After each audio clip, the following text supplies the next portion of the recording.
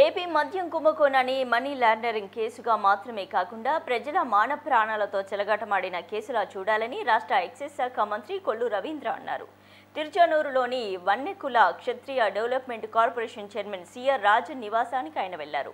మద్యం కుంభకోణంపై సిట్ వేగంగా విచారణ జరుపుతోందని, అందులోని నిందితులను వదిలే ప్రసక్తి లేదని అన్నారు.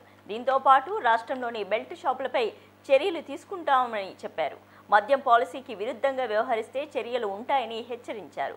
భారతీయ మహిళల నుదుట ఉన్న సింధూరం తుడిచేసిన ఉగ్రవాదులను అంతం చేయాలని ప్రతి ఒక్కరూ ముక్త కంఠంతో కోరుకుంటున్నారని ఈ సందర్భంగా ఆయన తెలిపారు.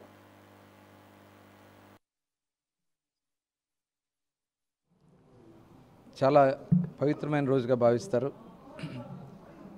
ఈ సందర్భంలో మహాబలిపురం దగ్గర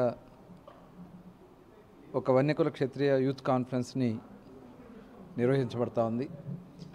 ఈ కార్యక్రమానికి మరి దాదాపు 13 ఏళ్ల క్రితం లక్షలాది మంది మరి అక్కడ గ్యాదర్ అవ్వడం, అక్కడ ఉన్నటువంటి పరిస్థితుల్లో రాజకీయంగా, సామాజికంగా, ఆర్థికంగా స్థితిగతుల్ని అధ్యయనం చేసుకుని ఒక డైరెక్షన్ ఇచ్చుకునే పరిస్థితి ఉండేది.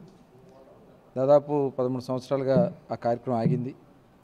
తిరిగి మళ్ళీ ఈ సంవత్సరం ఈ చైత్ర పౌర్ణమి సందర్భంగా ఏర్పాటు చేశారు. దీనికి మరి మమ్మల్ని కూడా ఆహ్వానించడం చాలా శుభకరం. మనస్ఫూర్తిగా కమిటీ సభ్యులందరూ కూడా అభినందిస్తూ ఉన్నాను.